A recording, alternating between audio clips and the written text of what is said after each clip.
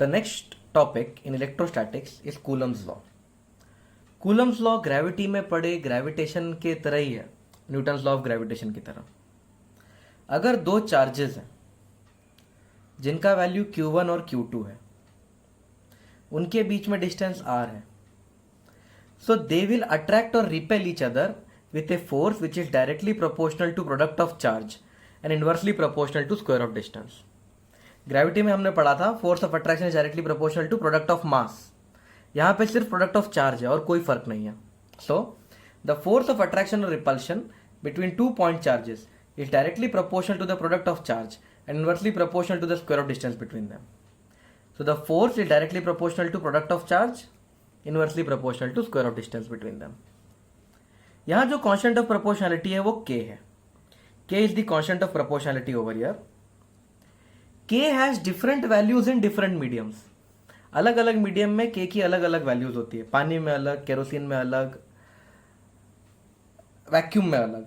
Vacuum में k की value है 9 into 10 to the power 9 newton metre square पर कूलम स्क्वायर, और ये वैल्यू आपको बाय हार्ट रखनी है। The value of constant of proportionality is 9 into 10 to the power 9 in vacuum. Okay,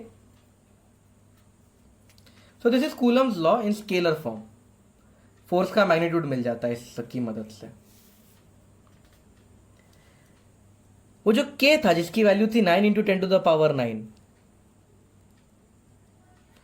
बहुत सारी पुरानी टेक्स्ट बुक्स में k की जगह आपको 1/4 एप्सिलॉन नॉट भी मिलेगा, where epsilon naught is called as permittivity of free space, और एप्सिलॉन नॉट की वैल्यू होती है 8.85 इंटू 10 टू द पावर -12। इस एप्सिलॉन नॉट की वैल्यू भी आपको याद रखनी है। परमिटिविटी ऑफ फ्री स्पेस क्या है ये मैं आपको बाद में समझाऊंगा। फिलहाल के लिए आप सिर्फ इसे याद कीजिए, बाद में आपको पता चलेगा कि ये परमिटिविटी का रियल मतलब क्या होता है। अब हम देखते हैं कूलम्स लॉ को वेक्टर फॉर्म में। सपोज ये चार्ज Q1 है, ये चार्ज Q2 है, और उनके बीच में डिस्टेंस है r। सपोज ये ओरिजिन है 0,0। This is the origin. This line is the position of charge Q1। So what is R1 vector? R1 vector is showing the position of Q1. So R1 vector is the position vector of Q1. Similarly,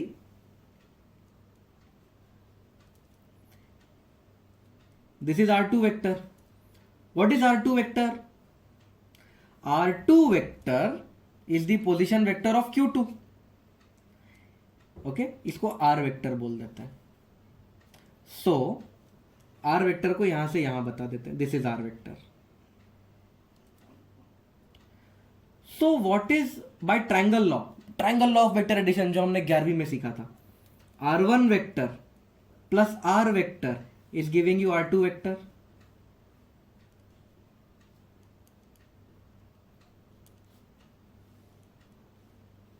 so what is this R vector? R2 vector minus R1 vector. तो इस R vector को R2 minus R1 को हम ऐसा भी लिख सकते हैं R21। तो कई जगह पे इस R वेक्टर को R21 वेक्टर भी लिखा हुआ दिखाते हैं। ओके, तो दिस इज R21 वेक्टर, ये वेक्टर है R21। अब आप देख सकते हो Q2 पे फोर्स यहां लगेगा, Q1 Q2 को रिपेल करेगा। क्यों रिपेल करेगा भाई? दोनों पॉजिटिव है। Q1 Q2 को यहां रिपेल करेगा। सो this is the force on Q2। So the force on Q2 is given by K Q1 Q2 upon R square, और ये किसके डायरेक्शन में है? In the direction of R21 vector. R21 vector के direction में, ये unit vector है, unit vector, this is unit vector. Okay, unit vector का यूज किया है मैंने क्योंकि यूनिट वेक्टर डिनोट डायरेक्शन। तो ये हो गया vector form. The force on Q2 is K Q1 Q2 upon R square in the direction of R21। इसको ऐसा भी लिख सकते हैं के Q1 Q2 upon R square. Unit vector का फॉर्मूला क्या होता है?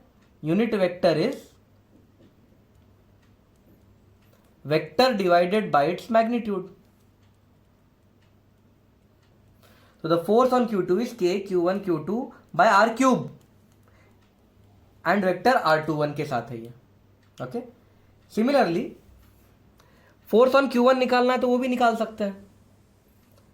The force on Q1 will be, यहां पे लिख देता हूं, Q2 Q1 को यहां पुश करेगा, करेक्ट ना, इस तरफ। तो the force on Q1 is K Q1 Q2 by are square. R21 की डायरेक्शन इधर है, देखो ये R21 इसकी डायरेक्शन इधर है, लेकिन इसके ऊपर फोर्स इधर लग रहा है, so in the negative direction of R21। यानी कि जितना फोर्स Q2 पे लगता है उतना ही फोर्स Q1 पे लगता है, पर अगर एक R21 की डायरेक्शन में तो दूसरा R21 के उल्टे डायरेक्शन में। So the force on Q2 is negative of force on Q1। This is because of Newton's third law, every action as an equal and opposite reaction. तो ये वेक्टर फॉर्म है, हालांकि इसका यूज हम बहुत कम करेंगे। Let us see some examples on Newton's law of gravitation, sorry electrostatics का फोर्स ऑफ रिपल्शन का या अट्रैक्शन का फॉर्मूला।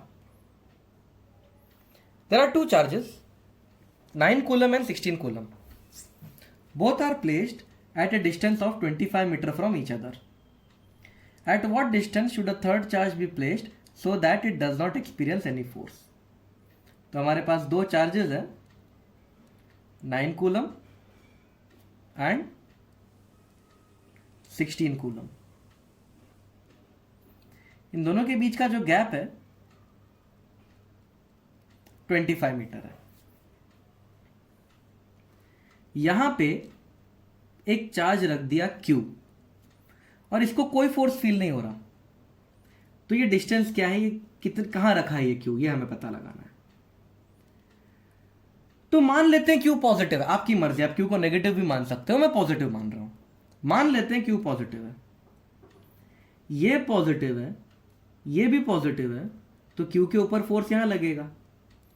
इसको मैं ऐसा लिखूंगा, this is the force on Q, this is the force on Q because of 9 coulomb, correct.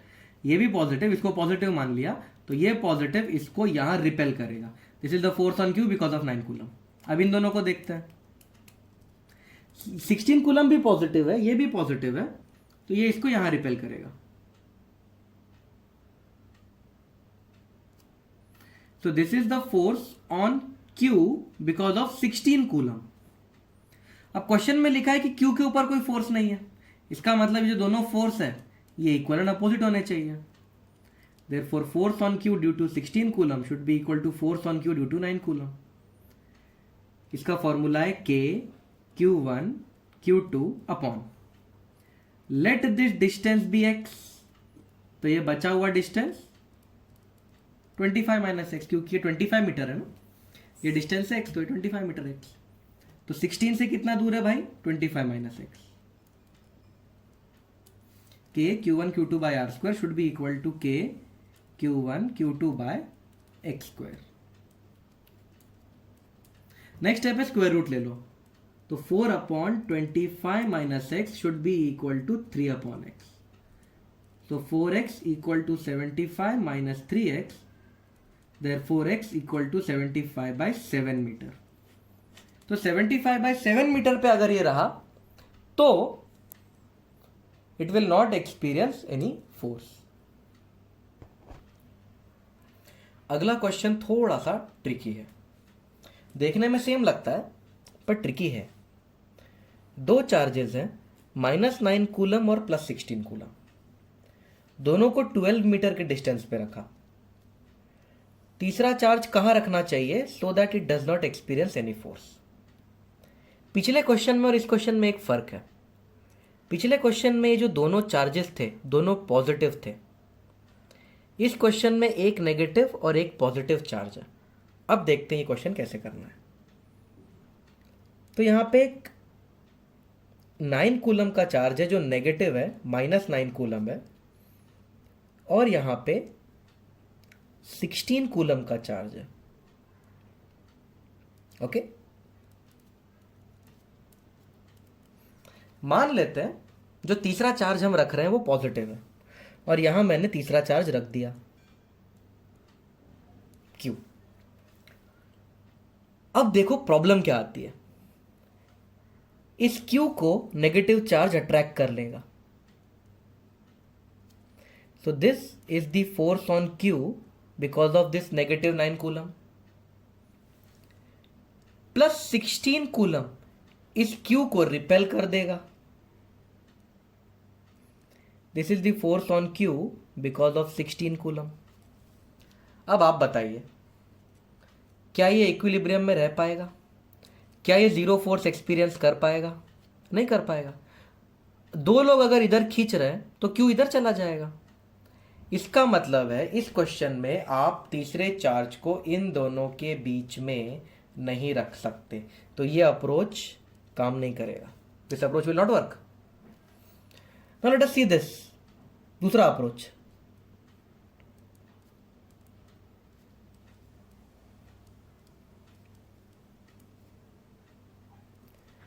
दूसरे approach में मैं इस Q को यहां रख देता हूं 16 के पास, 16 वाले के पास, प्लस Q को 16 वाले के पास रख दिया। अब देखते हैं क्या होगा। 16 कूलम इस प्लस Q को रिपेल करेगा। This is the force on Q because of 16 coulomb और ये फोर्स बहुत स्ट्रांग होगा। क्यों? रिपल्शन स्ट्रांग क्यों होगा? एक तो इन दोनों के बीच का डिस्टेंस कम है, ऊपर से 16 कूलम बड़ा चार्ज है इसके कंपैरिजन में।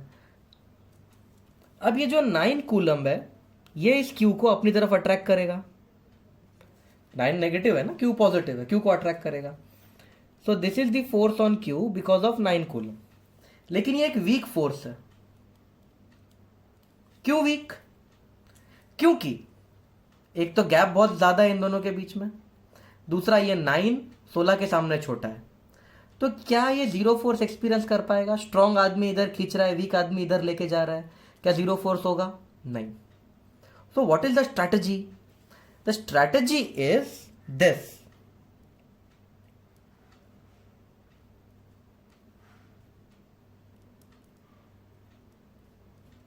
जो थर्ड चार्ज है उसे यहां रखो। तो क्या स्ट्रैटेजी है? जब दो चार्जेस होंगे, एक प्लस और एक माइनस, तो हमारे पास दो चार्ज है, एक प्लस और एक माइनस, तो जो तीसरा चार्ज हमें रखना है वो छोटे वाले के पास रखना है। 9 छोटा है या 16 छोटा है? 9 छोटा है। सर 9 नेगेटिव है इसीलिए छोटा है क्या? बिल्कुल नहीं। यहां पे 9 छोटा है क्योंकि 9 नंबर छोटा होता है, नेगेटिव पॉजिटिव नहीं चेक करना। 9 छोटा है क्या? हाँ छोटा है। तो तीसरे चार्ज को छोटे चार्ज के पास में रखना है, लेकिन इन दोनों के बीच में नहीं, इस तरफ रखना है।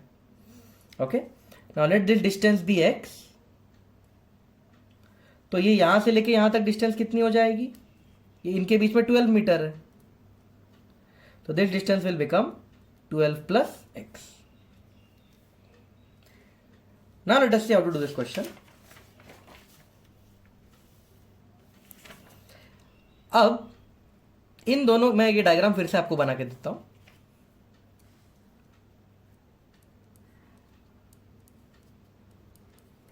तो यहां पे 9 कूलम, यहां पे 16 कूलम, यहां पे Q, ये डिस्टेंस x, और यहां से लेके यहां तक डिस्टेंस 12 प्लस x। ये 9 कूलम इसको इधर खींचेगा। This is the force on Q because of 9 coulomb. ये 16 कूलम इसको रिपेल करेगा, देखो दोनों प्लस है, तो 16 कूलम इसको दूर फेंक देगा। This is the force on Q because of 16। अगर ये दो इक्वल हो गए तो इसके ऊपर नेट फोर्स 0, तो FQ because of 9 should be equal to FQ because of 16। K Q1 Q2 upon 9 और इसके बीच में x का डिस्टेंस है, K Q1 Q2 upon 12 plus x का डिस्टेंस है। यहां पे बच्चे बोलते हैं सर ये 9 कूलम का नेगेटिव नहीं लेना चाहिए, यहाँ पे कोई जरूरत नहीं नेगेटिव लेने की। क्यों? क्योंकि आप उस नेगेटिव का असर ऑलरेडी कंसिडर कर चुके हो। ओके, के क्यू गया, स्क्वायर रूट लूंगा तो 3/x equal to 4/12 plus X, therefore 36 plus 3x equal to 4x, so x equal to 36 metre is the answer. तो q को 9 कूलम से 36 मीटर इस तरफ रखना है। ओके, नेक्स्ट क्वेश्चन, इन तीनों में से किसी भी एक चार्ज पे कितना फोर्स लग रहा है? So here we have 3 charges. मैं इसको कंसिडर करूंगा, इसके ऊपर फोर्स निकालूंगा। ये वाला Q इस Q को यहां रिपेल करेगा और ये फोर्स होगा K Q1 Q2 divide by are square. ये वाला Q इस Q को रिपेल करेगा क्योंकि दोनों प्लस है, तो ये हो जाएगा K Q1 Q2 by are square. आप देख सकते हो दोनों फोर्स इक्वल है और ये इक्विलैटरल ट्रायंगल है, मतलब यहां पे 60 डिग्री है तो ये भी 60 डिग्री है। अगर दो सेम वेक्टर है जिनके बीच में 60 डिग्री है तो शॉर्टकट क्या बोलता है? आंसर होगा √3 टाइम्स। अगर ये शॉर्टकट याद नहीं है तो आप यूज कर सकते हो √ इसका square plus 2 into this plus this into cos 60। Vector addition का फॉर्मूला आप यूज कर सकते हो। तो this was an easy numerical. Let us see the next numerical.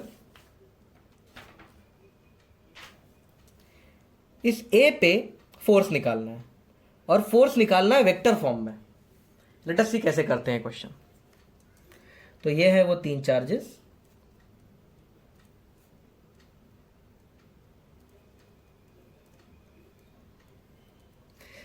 Are are. अगर ये आर है, ये आर है बाय पाइथागोरस थ्योरम, ये √2r हो जाएगा। ओके, अब ये वाला Q इसको रिपेल करेगा तो यहां पे एक फोर्स लग गया। ये फोर्स होगा K Q1 Q2 by are square. Similarly ये वाला Q इसको रिपेल करेगा तो यहां एक और फोर्स लग गया, K Q1 Q2 by √2r the whole square, मतलब 2r स्क्वायर। अब ये दोनों साइड्स इक्वल है, मतलब ये 45 डिग्री होगा और ये 45 डिग्री होगा। Isosceles triangle 45 degree 45 degree 90 degree, तो ये भी 45 डिग्री होगा। अब इसको हम ब्रेक करेंगे, इसके 2 टुकड़े हो जाएंगे, एक ऊपर और एक इधर। तो जो नेट फोर्स है वो होगा KQ² by r square in J cap plus ये वाला कंपोनेंट। ये कंपोनेंट कितना है? KQ² by 2r square. अब ये 45 है तो ये भी 45 है, cos 45 इन J कैप प्लस ये है KQ² by 2r square sin 45 in minus I cap. So after solving this equation you will get the answer. KQ² by r square common ले सकते हैं, KQ² by r square common ले लिया तो इसके पास बचेगा 1 प्लस cos 45 1/√2 होता है, 1 plus 1/2√2 in J cap minus K² by sin 45 मतलब √2 r square in I cap. So this will be the final answer. This is the net force.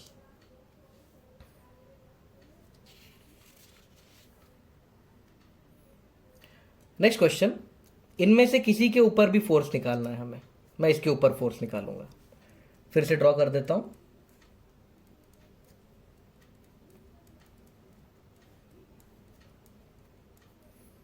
तो ये वाला इसके ऊपर यहां फोर्स लगाएगा, ये फोर्स बनेगा K Q square by are square. ये वाला इसके ऊपर यहां फोर्स लगाएगा।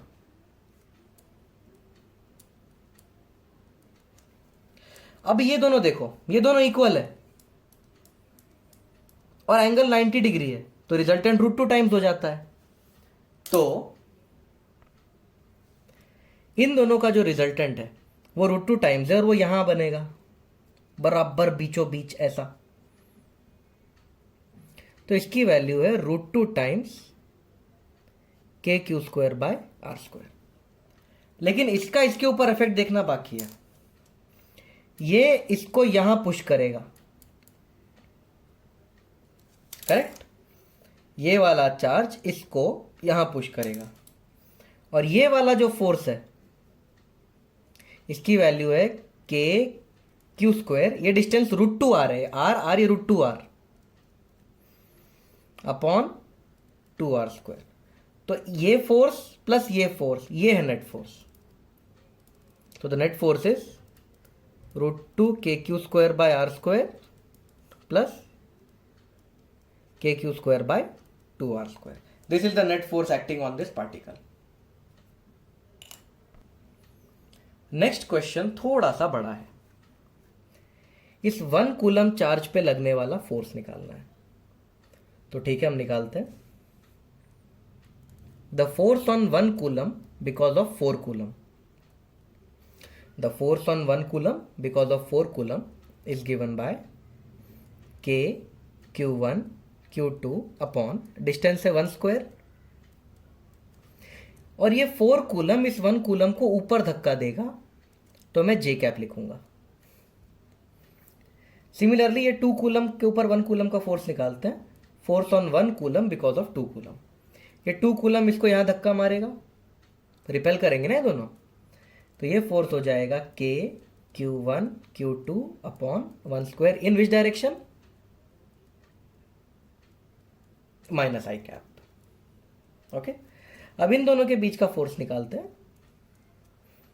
The force on 1 coulomb because of 3 coulomb is के Q1 Q2 डिवाइड बाय, ये डिस्टेंस √2 हो जाएगी, √2 का स्क्वायर करोगे तो 2 आएगा। ओके, और ये डायरेक्शन कौन सी है? इस डायरेक्शन में फोर्स लग रहा है, करेक्ट, इस डायरेक्शन में फोर्स लग रहा है। तो मैं यहां पे डायरेक्शन नहीं लिखता पहले, अब इसके टुकड़े करने पड़ेंगे।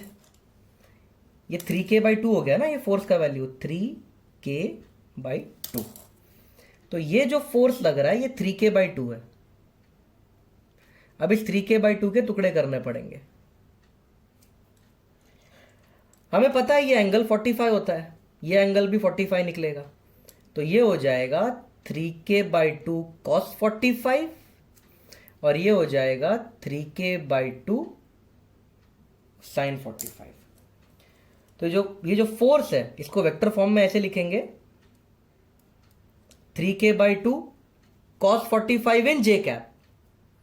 cos 45 को हम लोग लिख सकते हैं 1/√2 इन जे कैप माइनस 3k/2 sin 45 आई कैप, sin 45 1/√2 इन आई कैप। तो अब जो नेट फोर्स निकलेगा वो वेक्टर सम होगा। तो जो नेट फोर्स है वो होगा, आई कैप में क्या है 2k और 3k/2√2 इन माइनस आई कैप, करेक्ट, माइनस आई कैप। जे कैप में क्या है 4k plus 3k/2√2।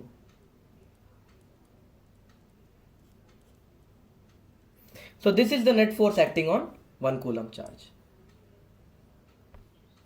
Next question, इन तीनों क्वेश्चंस में से ये जो बीच वाला Q है इसके ऊपर कितना फोर्स लग रहा है? आंसर है 0।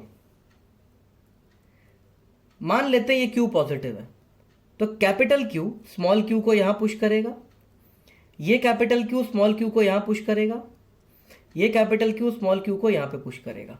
तीनों साइड से इक्वल पुशिंग है, तो इसके ऊपर नेट फोर्स 0। सिमिलरली ये क्यू इस क्यू को यहाँ पुश करेगा, ये क्यू इस क्यू को यहाँ पुश करेगा, ये क्यू इसको यहाँ पुश करेगा, यहाँ पुश करेगा, इसका भी नेट फोर्स 0। यानी कि कोई भी रेगुलर शेप होता है, ये रेगुलर शेप्स है, सारे साइड्स इक्वल है, सारे चार्जेस इक्वल है, तो बीच में रखे हुए चार्ज के ऊपर नेट फोर्स होता है 0। इस कंसेप्ट के ऊपर ये जो अगला कंसेप्ट है, वो ये अगला क्वेश्चन है वो बेस्ड है। एक पेंटागन है, पेंटागन के 4 साइड्स पे चार्ज है और बीच में क्यू है। इस क्यू के ऊपर कितना फोर्स लग रहा है? 2 मिनट सोचिए, क्वेश्चन थोड़ा सा डिफिकल्ट है। इस क्वेश्चन को करने का ट्रिक ये है,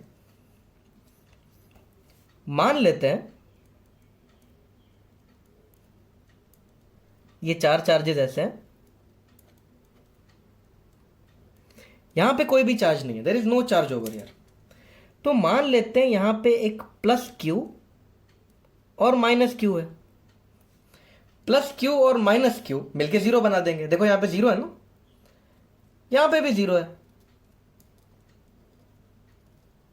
और बीच में छोटू क्यू। ये पांचों क्यू इसके ऊपर कोई असर नहीं दिखाते। हमने यहां पे ऊपर देखा है, अगर सब कुछ सेम है, देखो ये चारों सेम है, तो इसके ऊपर कोई फोर्स नहीं, तो इन पांचों का मिला के फोर्स 0। तो बचा क्या? ये क्यू और ये क्यू, बचा ये माइनस क्यू और बीच का छोटू क्यू, और इनके बीच का गैप देखो आर दिया है, तो ये गैप आर है, तो जो फोर्स लगेगा वो होगा K Q1 Q2 by R²। This is the answer.